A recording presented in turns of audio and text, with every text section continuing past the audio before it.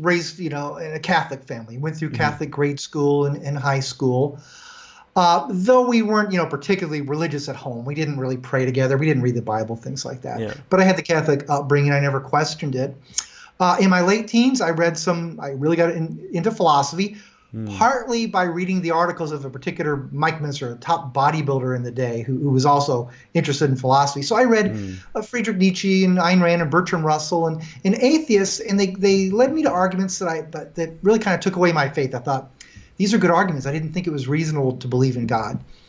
So I spent about 25 years where I considered myself an atheist. I didn't have anything against Christians or people who believed other religions. So if that's good, if that helps them, that's great. I just thought I couldn't honestly believe it, During those years, though, I got a lot from some very good philosophy. I read the Stoics.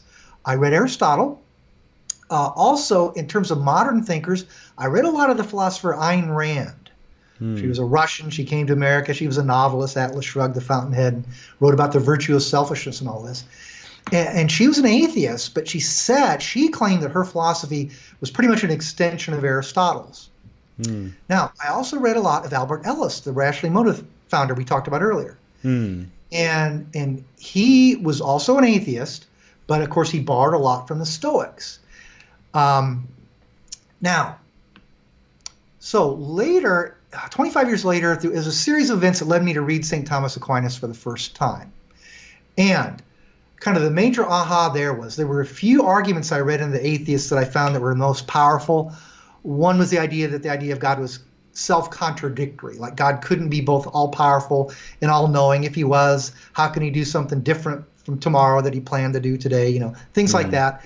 And also the idea that God was unnecessary. You don't need the universe as a foundation. Open your eyes, and there it is. The Ayn Rand, the objectivist, talk that way. Or Bertrand Russell would say, who made God? Implying that God himself would need a creator, so it doesn't really explain anything. Well, when I read Thomas for the first time and read his proofs about the existence of God, his writings on the attributes of God, I felt that these arguments of the atheists were answered very, very well by Thomas 700 some years ago, borrowing from more ancient thinkers. So anyway, it led me to think that the belief in God really is reasonable when I look through these proofs and these descriptions in detail. But then I had another insight. I realized all these years I highly respected the Stoics and Aristotle. And while Rand, who claimed she's influenced by Aristotle, was an atheist, and Ellis, who was influenced by the Stoics, was an atheist, Aristotle himself, he wasn't a Christian. Of course, he lived 300 years before Christ, and he wasn't a Jew. But his reason led him to a prime mover to some sense of a God of a higher power. And the Stoics themselves, as you're aware, kind of have different views on whether there is a God or what is God. Is God nature or fate?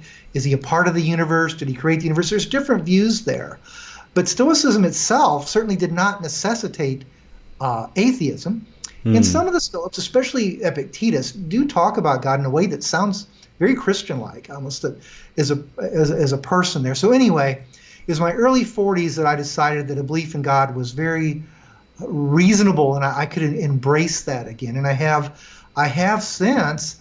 And then one of the joys to me is since that time, I found some of the most amazing ways in which some Christian thinkers have borrowed from the Stoics. And do we have a second for me to tell you just one real kind of extreme example? Yeah, please. Take your time. Yeah. All right. Well, I've known for years that Thomas borrowed from Seneca, like things like analyzing anger. Because Seneca wrote, the whole book De Ira on anger. He borrowed a lot there. Of course, Thomas was heavily influenced by Aristotle. In one section, he even kind of tries to reconcile the position of Aristotle and Seneca, saying how they really weren't that far apart if you look at it from the right perspective. He borrows all kinds of quotations from Seneca when he looks at the virtue of gratitude, how we should be thankful for what other people do for us. Because, Seneca wrote that book on benefits, essentially about gratitude and ingratitude. So he talked about him there in a few other places. But here's a very surprising one I came across just the other day in working in a new book on Thomas Aquinas.